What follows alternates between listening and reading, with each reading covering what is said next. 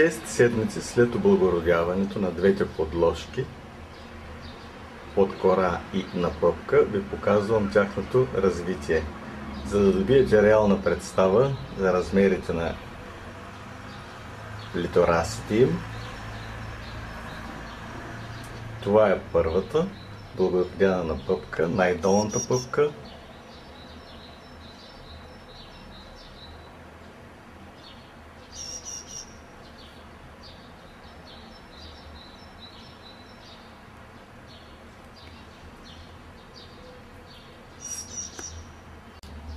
Виждате втората пъпка.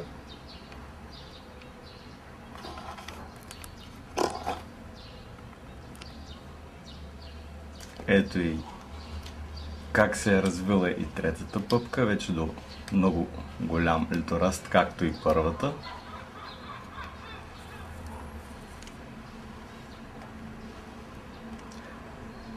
И последната, четвърта пъпка, също как се е развила.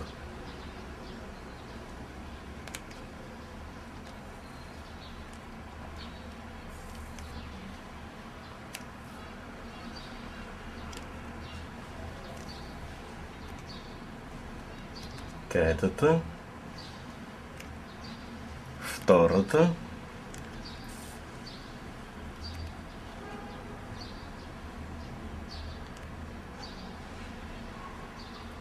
и първата.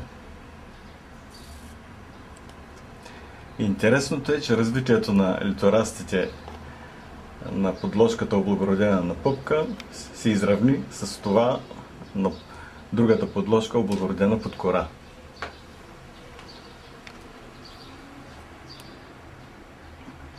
Ето и нея.